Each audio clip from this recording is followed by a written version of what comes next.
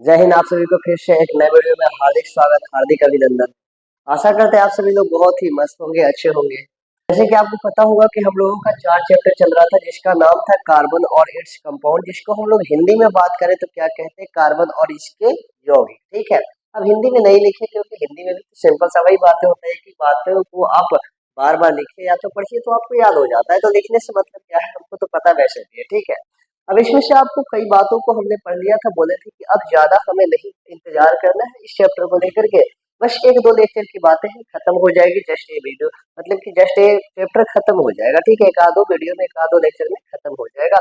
जैसे कि आज हम लोग स्टार्ट करने वाले हैं एथेनॉइक अम्ल। ठीक है, इसके बाद हो सकता है कि एक दो लेक्चर और बन जाए, हमें तो लगता है कि एक लेक्चर में ही खत्म हो जाना चाहिए। ठीक है, और इतना पढ़ाने के बाद आपको एनसीईआरटी सॉल्यूशन हल करना चाहिए, और अभी से ही आपको हल करना चाहिए। एनसीईआरटी सॉल्यूशन आप हल करने में लग जाइए। इसमें कुछ ऐसे क्वेश्चन है, जैसे कि मैंने देखा तो पता चला कि एक दो क्वेश्चन ऐसे हैं जो मतलब कि लास्ट वाले टॉपिक से क्वेश्चन दिया है, बाकी सब पहले वाले से दिया है, तो आप पहले हल कर लीजिए, और न हल हुए तो आपको हल करवाने का प्रयास करवाएंगे हम। नहीं तो आपको पता है कि देखिए, आप बहुत सारे बातों को वहाँ पे पढ़ लिए, बहुत कुछ पढ़ा, लेकिन ऐसा होता है कि आप क्वेश्चन को नहीं कर पाते हैं। ठीक है, इसी कारण एनसीईआरटी सॉल्यूशन को हल करना बहुत ही महत्वपूर्ण बातें हो जाती है। ठीक है, अब इतना सब बातों को देखकर आपको डर तो नहीं लग रहा होगा। ठीक है, बहुत ही आसान बातें हैं। ठीक है, अब इतना सब देख करके आपको लगता हो कि इतनी सारे बातें आपको पढ़ना है, तो है कुछ नहीं, बस कंसेप्ट को पकड़िए। कंसेप्ट आपके पास रहेगा तो सब बातें आसान हो जाएगी, नहीं तो याद कीजिएगा तो आपके लिए तो भारी लगेगा ही लगेगा। ऐसे तो आपको डरना भी नहीं चाहिए, क्योंकि एक बातें बोला जाता है, आपको पता है कि हम इतने कमजोर भी नहीं कि इतने भरी ये छोटी मोटी रास्तों से यूं ही डर, कि हम इतने कमजोर भी नहीं है कि ये छोटी मोटी रास्तों से यूं ही डर जाए। अभी तो जस्ट महफिल में उतरा है, अभी पूरा कहानी तो बाकी है।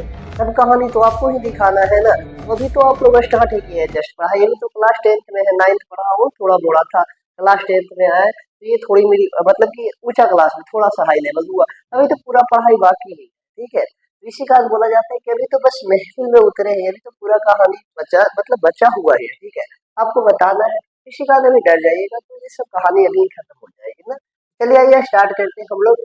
एथेनोइक अम्ल, जिसे हम लोग एक और नाम देते थे एसिटिक अम्ल, आपको पता होगा यह होता है कार्बोक्सिलिक अम्ल का दूसरा कंपाउंड, आपको पता होगा। और इसमें मैंने लिखा भी है और बताएंगे भी कि दूसरा कंपाउंड कैसे होता है, पहला कंपाउंड क्या होता है, तीसरा कंपाउंड क्या होता है, सब बताएंगे। ठीक है, तो इसके पहले हमने क्या पढ़ा था, इसके पहले हमने एथेनॉल की बात की थी। एथेनॉल क्या होता है, एथेनॉल का हमारे शरीर यानी कि मानव बॉडी पर क्या प्रभाव पड़ता है, ज्यादा मात्रा में सेवन कर लेते हैं तब क्या प्रभाव पड़ता है, ये सब बातों को हमने देखा था।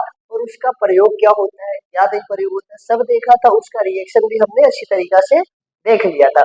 एथेनॉइक अम्ल हम स्टार्ट करते हैं, बहुत ज्यादा लंबा हो जाएगा। ठीक है, और पीछे की बातें आपको पता होना चाहिए। ठीक है, नहीं पता होगा तो भी बहुत आसानी तरीके से समझाने का प्रयास करेंगे, बस थोड़ा सा कंसेप्ट आप देखिएगा ना।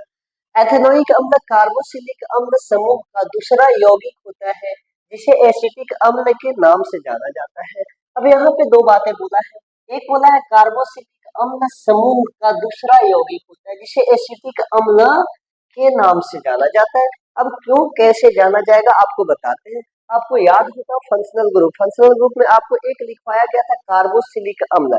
कार्बोक्सिलिक अम्ल को दर्शाने के लिए COOH का प्रयोग किया जाता था, आपको ये बातें अच्छी तरीके से पता होगा।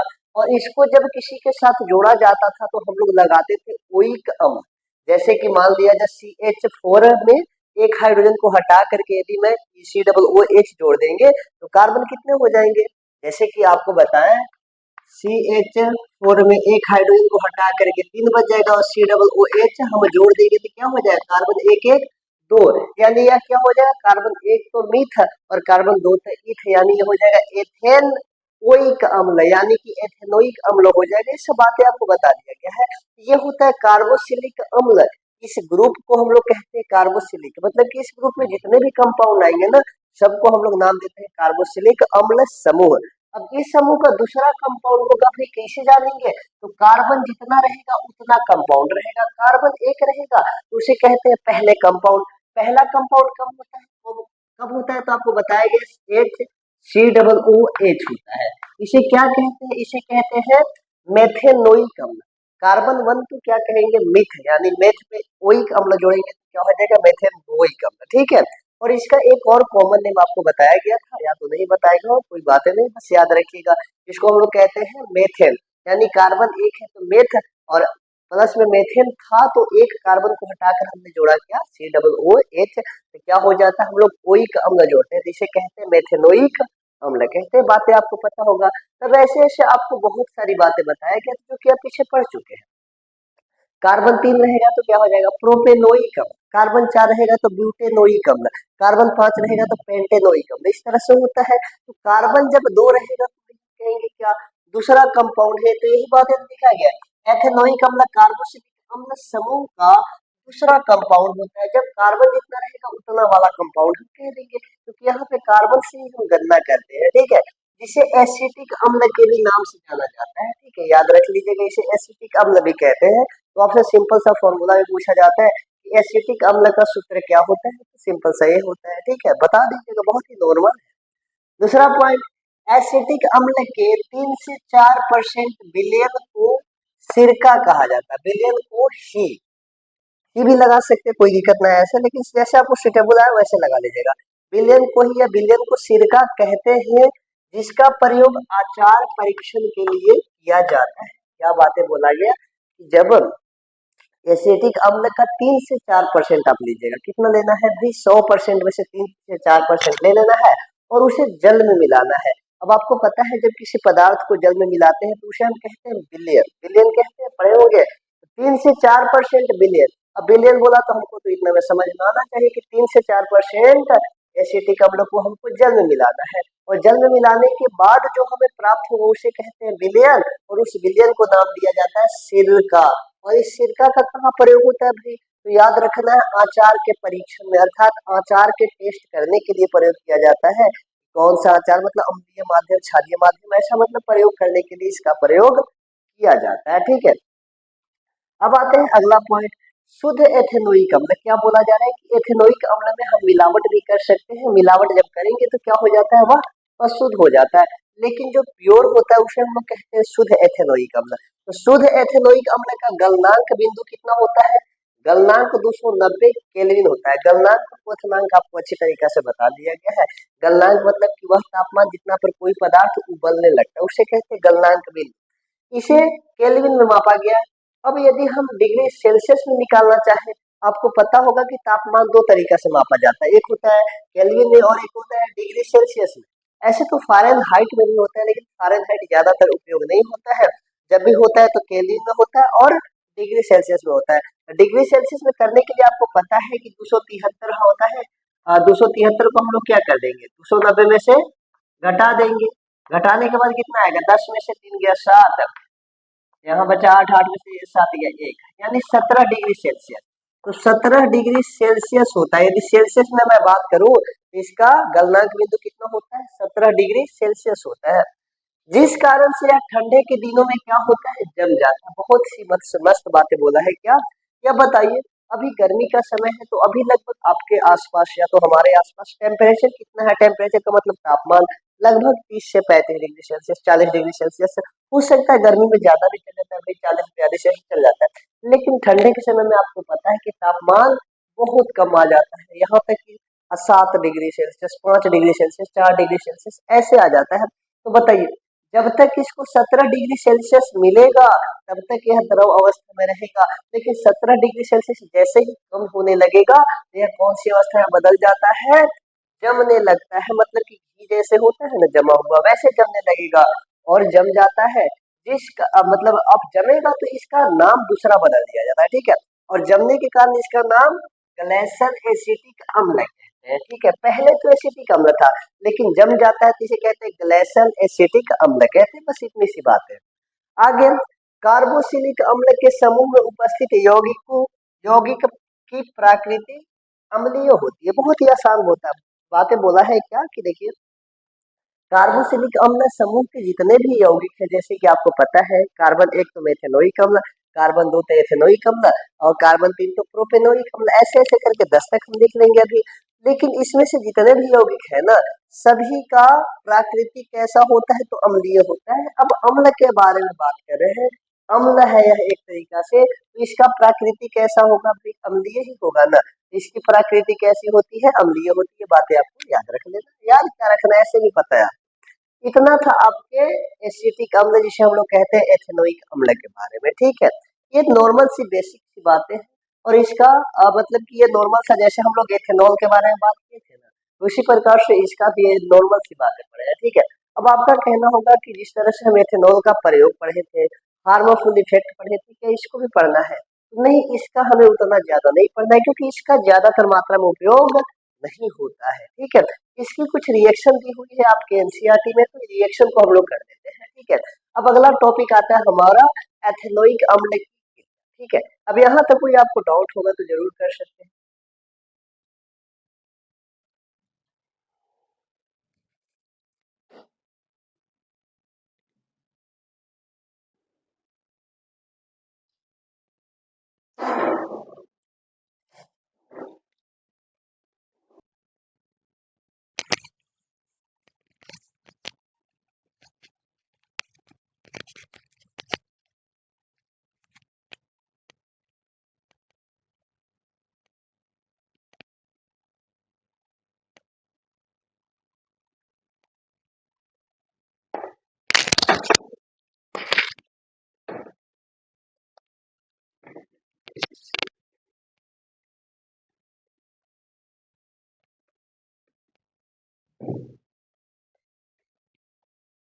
चलिए अब आते हैं हम लोग एथेनोइक अम्ल की क्रिया के बारे में बात करते हैं। जैसे कि आपके एनसीईआरटी में कुछ इसके क्रिया के बारे में बात किया कि आखिर एथेनोइक अम्ल किससे रिएक्शन करके कैसा क्या बनाएगा, उसके बारे में थोड़ा सा देखना है, क्योंकि ये हमारे लिए महत्वपूर्ण है, जो कि आगे आने वाले टॉपिक को हमको पढ़ना है, जैसे साबुन और अपमार्जक के बारे में पढ़ना है, ठीक है। अगला टॉपिक आपका आएगा जो लास्ट टॉपिक है, साबुन और अपमार्जक, जिसे हम लोग कहते हैं डिटर्जेंट एंड सोप कहते हैं इंग्लिश में, ठीक है। तो यह अभिक्रिया में आपको कुछ बातें साबुन के बारे में बताया जाएगा, जो कि आगे के लिए हमारे लिए महत्वपूर्ण है, ठीक है।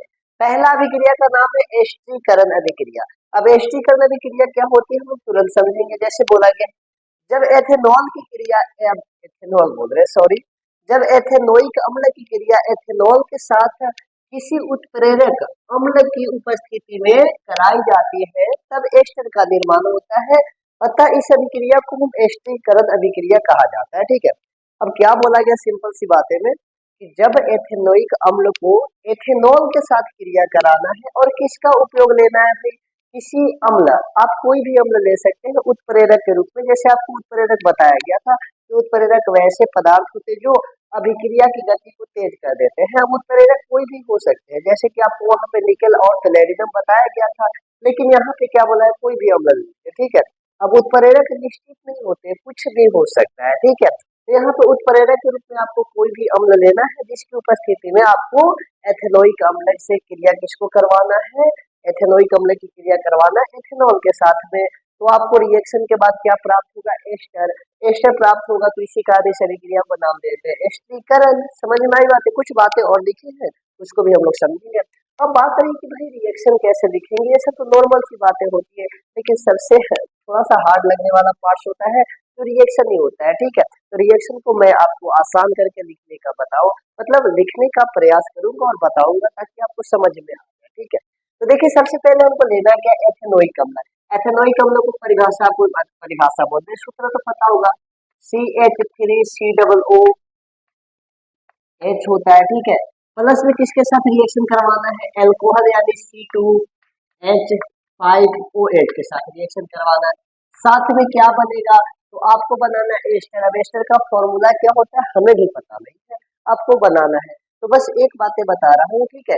जब रिएक्शन होता है तो आपको जल को पहले बाहर निकालना। जब भी एस्टर का निर्माण होता है ना, तो जल का अणु बाहर निकलता है, तो जल पहले हम बाहर निकाल देंगे, H2O। समझ में आई होगी बात है? जब H2O बाहर निकल जाएगा, तो अब जितने भी बच जाएंगे उतने को एक साथ ऐड करके हम लिख देंगे, तो वह एस्टर का फॉर्मूला आ जाएगा।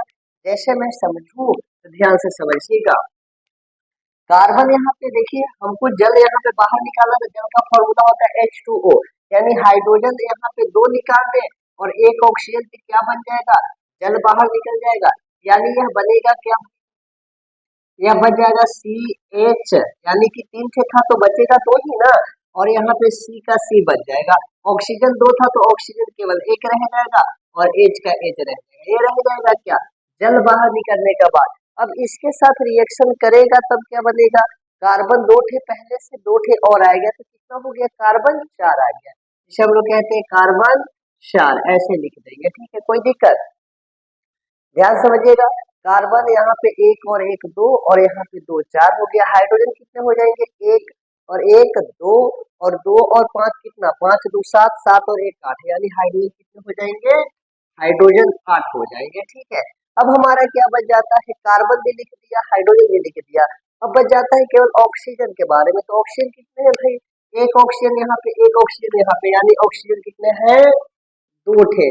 अब आपको ऐसा लिखा हुआ नहीं मिलेगा, ठीक है, आपको मिलेगा कैसा, तो ऐसा लिखे हुआ मिलेगा C3H7। क्या मिलेगा, C3H7। एक कार्बन को हटाए हैं, कहाँ लिखेंगे सो बताएंगे। ठीक है, आपके बुक में ऐसा लिखिएगा तो भी चलेगा, बट ऐसा नहीं लिखा हुआ है।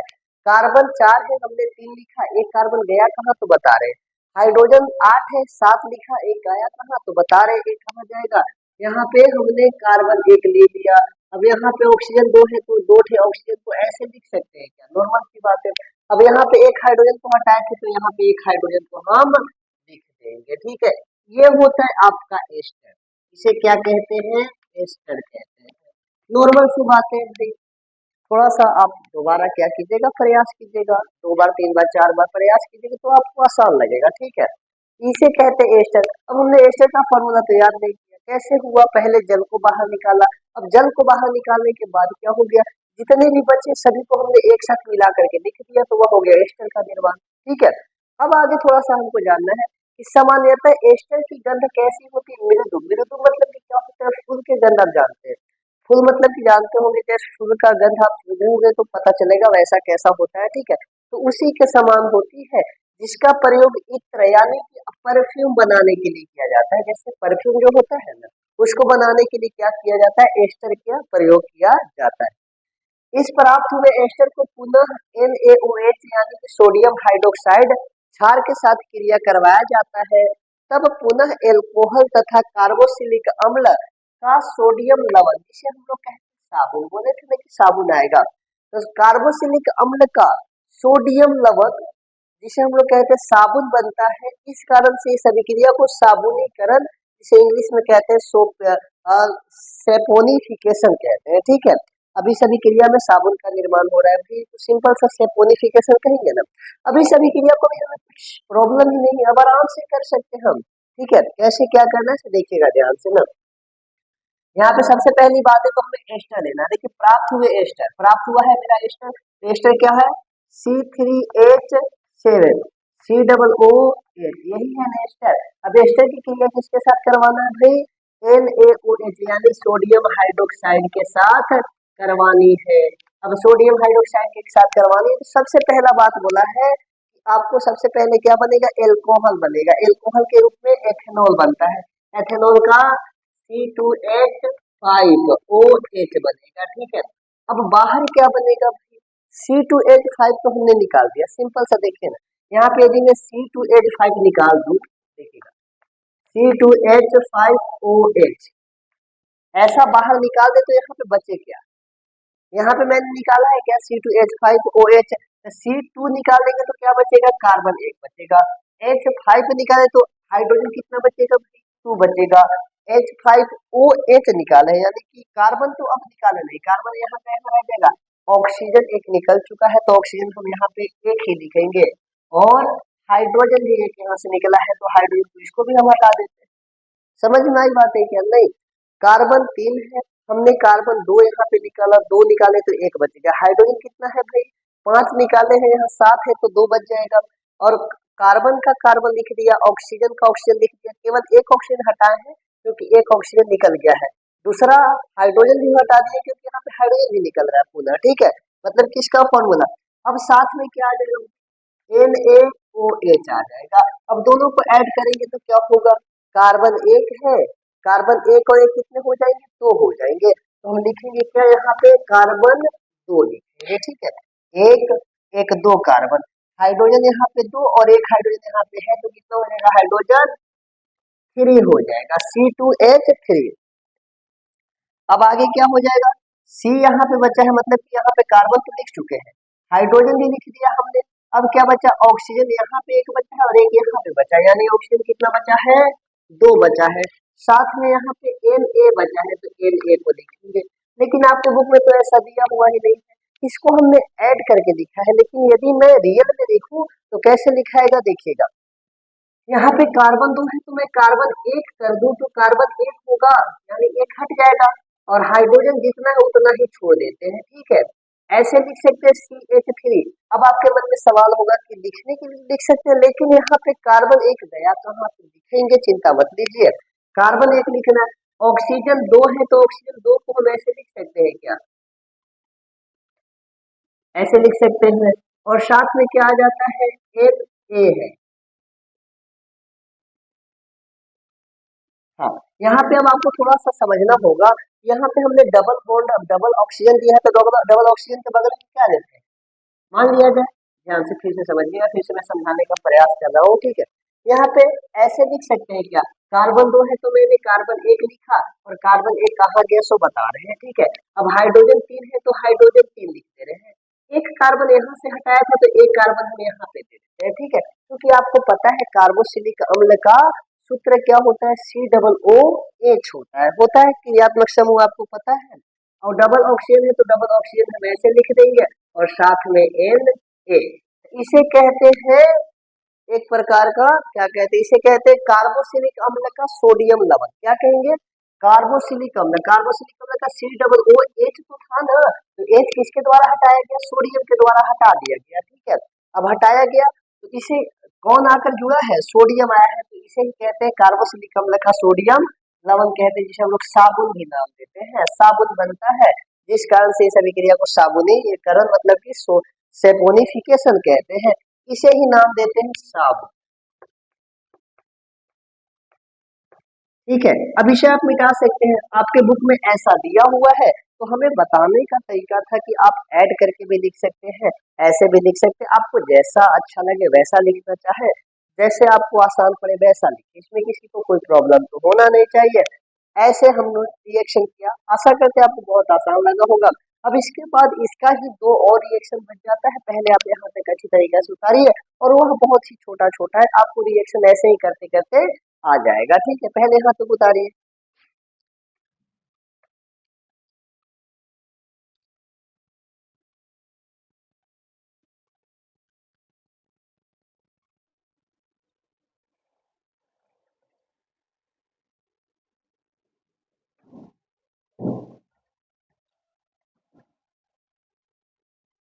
चलिए आइए अब देखते हैं हम लोग दूसरा रिएक्शन एथेनोइक अम्ल का, ठीक है।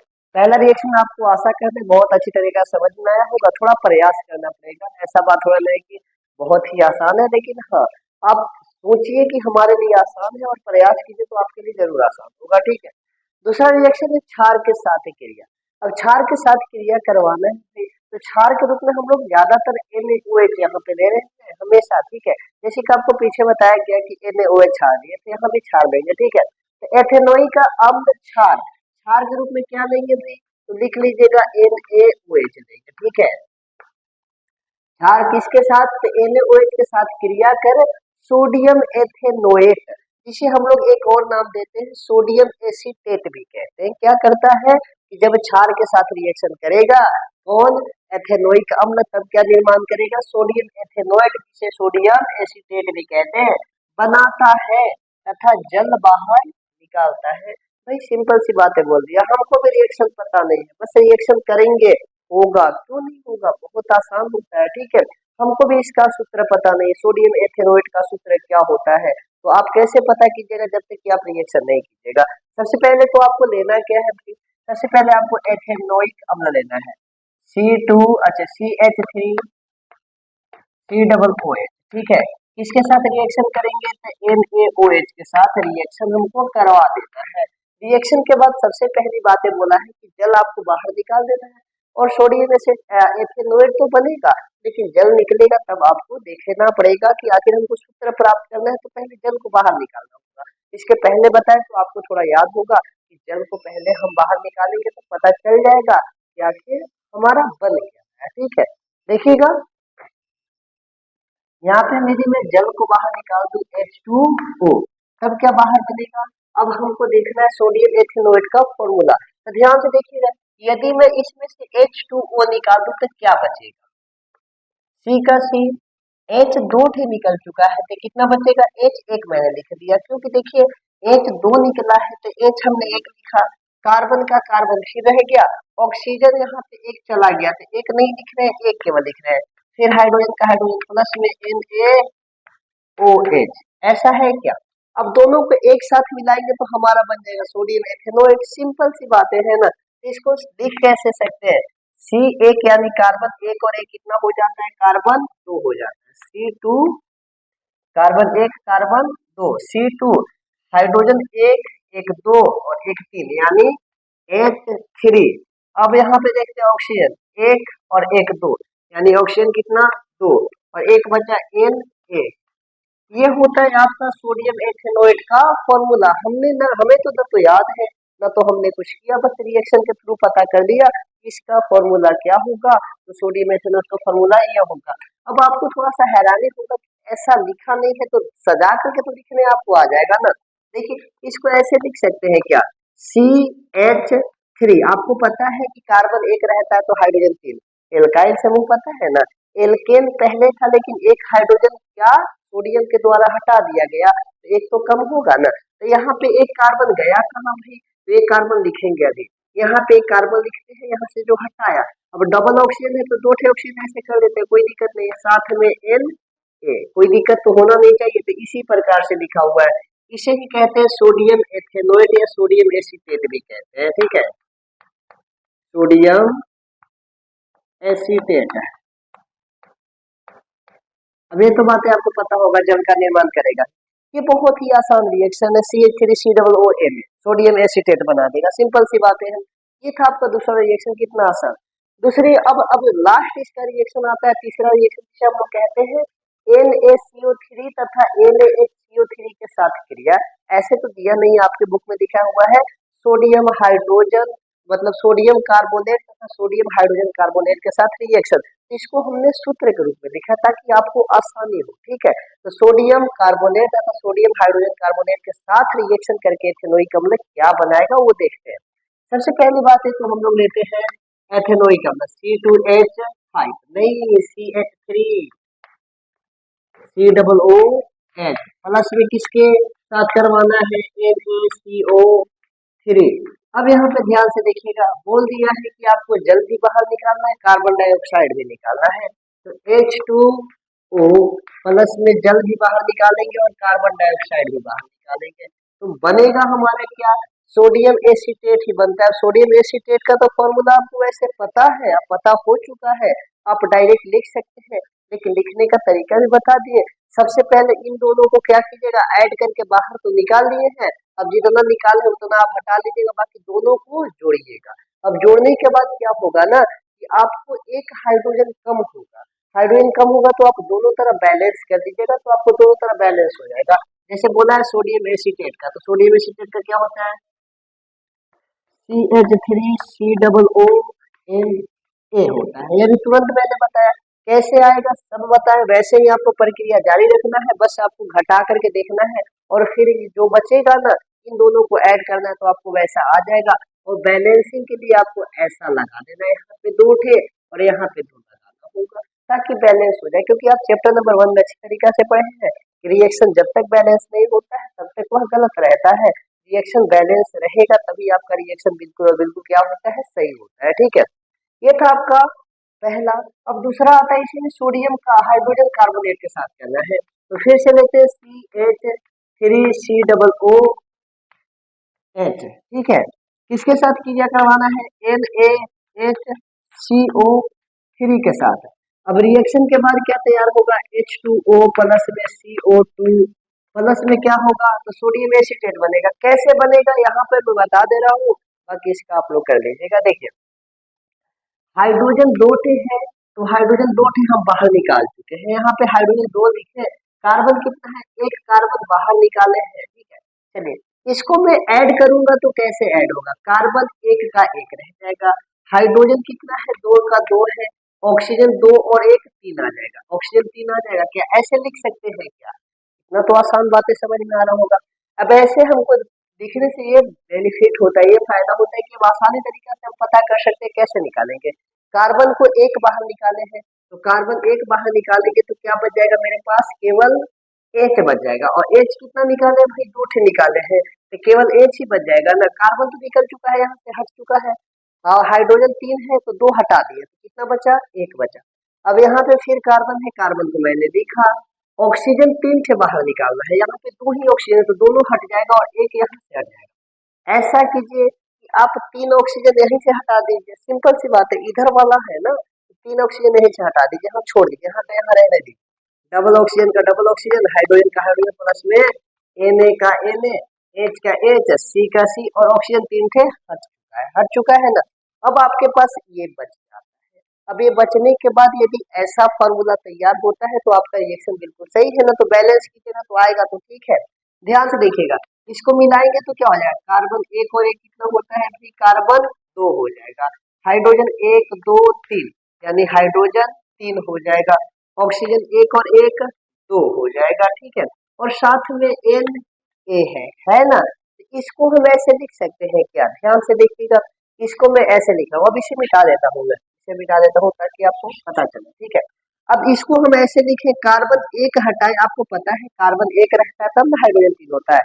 कार्बन 1 लिखे तो हाइड्रोजन 3 लिख दिए, ठीक है। अब पता चला कि कार्बन 1 भेजा कहाँ गया, तो कार्बन को 1 मैंने आगे भेज दिया, और ऑक्सीजन 2 थे तो 2 ऑक्सीजन को ऐसे ऐसे लिख दिया, ठीक है। अब साथ में Na है तो Na का Na आ गया। ध्यान से देखिएगा, बस कुछ किया नहीं गया है, बस एक साथ मिला करके एक साथ तोड़ करके हमने लिखा ऐसा करके। तो इसे कहते हैं सोडियम एथेनोएट या सोडियम एसीटेट।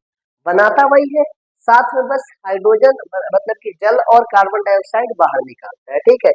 ये होता है रिएक्शन, बहुत ही आसान रिएक्शन है भाई। अब आप लोग कर सकते हैं आसानी तरीका से, समझे?